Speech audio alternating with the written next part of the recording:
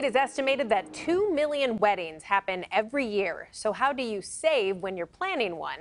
And what happens if you're invited to several weddings? Let's bring in finance expert Ann Lester, author of the best selling personal finance book, Your Best Financial Life. Save smart now for the future you want. Thanks for being here, Ann. Thank you for having me. So this is a hot topic all of the time, and we know this adds up. I know this as a recently married woman. All of these expenses just can get out of control so easy. So what is the average cost of a wedding now, and what are your best tips to create and actually stick to that budget?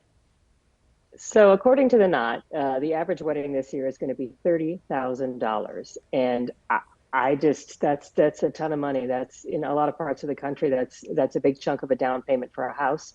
And so, when couples are thinking about getting married, I think they have to think long and hard about what is important to them. Is it the number of people that are coming? Is it the kind of party that you can afford to have? And in my book, I go through a lot of tips on how to think about having a wedding that costs less money. The first tip I have is to think about the dollar amount that you can spend and then stick to it. You want to have room for creativity, you want room for the party you want to have, but you also want to make sure you don't go into debt for your wedding, and an awful lot of people do. Um, One tip that my son actually took, he's getting married next year, and he read a draft of this book before it was published. He and his fiance decided to get married on a Sunday and not a Saturday of a 3-day Sure. weekend. And the venue costs half of what it would cost on a Saturday, for instance. So that's just one place to start getting creative. Absolutely. You know, you mentioned all of this creativity. What do you think? Is social media your friend or foe? Because you also learn about a lot of things on social media that you didn't even know were a thing. And now you're spending money on that too. Yes, that's my answer. It is your friend and your foe. I think social media can be an inspiration for ideas. It can give you all kinds of tips and creative ways to save money, but it also, I think, starts creating an expectation of what the right way to do things is, and that doesn't help anybody.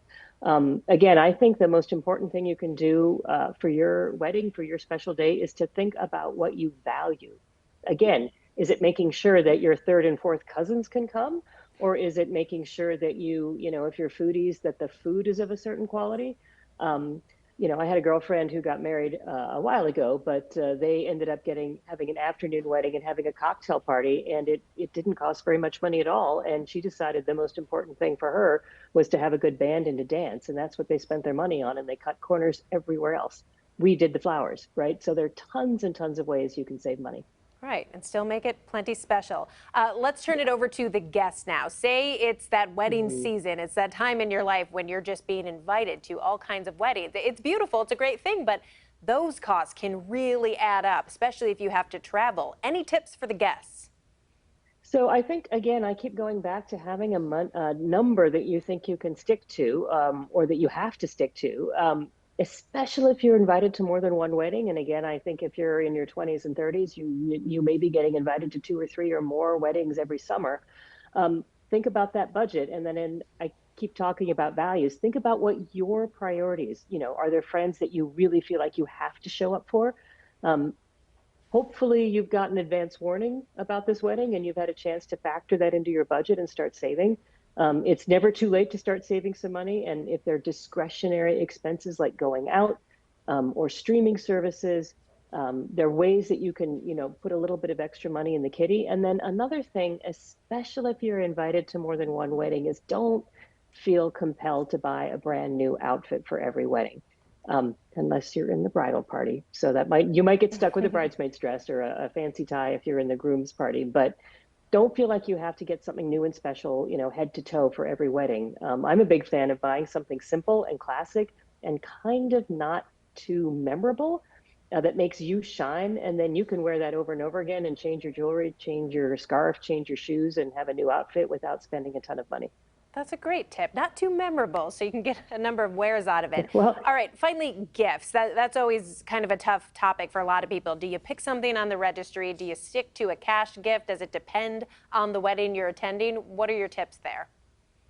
I love getting a gift that people will look at and remember. And, one of the challenges with people getting married today is most couples are living outside their family home and have already set up housekeeping, so they don't need a toaster.